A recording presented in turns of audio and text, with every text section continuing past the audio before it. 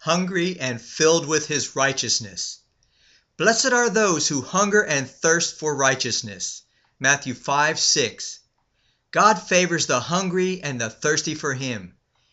Enoch, Noah, Abraham, Joseph, Moses, Joshua, Samuel, David, Nehemiah, Isaiah, Jeremiah, and Daniel sought God and his righteousness and were filled with an overflowing abundance of it. Many others who hungered and thirsted for God's righteousness down through the ages were overfilled with his holiness. What is God's righteousness? It is his infinite, eternal quality of being right and just. And God's justice, righteousness, is the natural expression of his holiness. He opposes all sin because he is holy. He deals with all his creatures according to his pure, perfect, and holy justice. He is justice supreme. He is the supreme justice. Therefore, he judges all mankind according to his righteousness. Psalm 96:13. So righteousness has to do with being right, just, pure, and holy. We can never be righteous without God. The Lord blesses those starving, parched, dying for more of his righteousness, holiness. The more we hunger, the more he fills us. He keeps on filling us. The Lord loves righteousness and hates wickedness.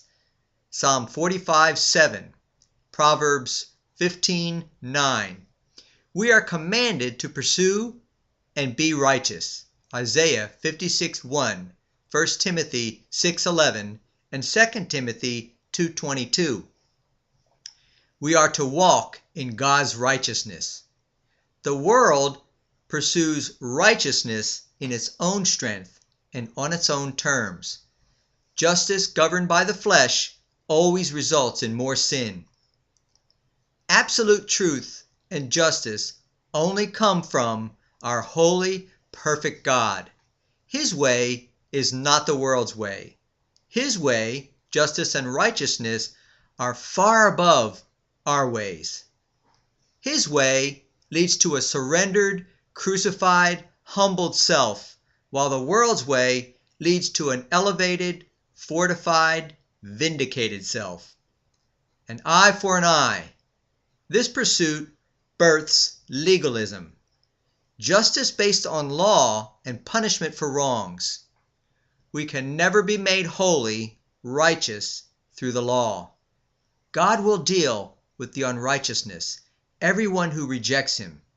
His holy righteousness is based on supreme love, not hate, good, not evil. God's love is equal to his wrath. He desires all to come to repentance and receive his salvation. Do you hunger and thirst for the things of God today? His righteousness? Come to him. Present yourself desperate and starving for him.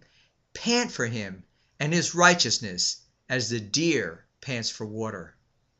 Don't confuse righteousness with straining to follow rules and laying heavy burdens on others to do the same. Christ set you free. He promises to fill you up with his holiness as you hunger for his righteousness today. He makes his light shine on you. He gives you more of his power to live his righteousness in you, which means you will live right and sin less as you abide in him. The world is hostile to Christians. You will be hated even more because of his righteousness, because it reveals their shame. They want you to be like them. There are those, even your enemies, who will be at peace with you, wanting what you have. They will see your glowing face, your contentment and peace. Draw people to him as he fills you up with more of him today.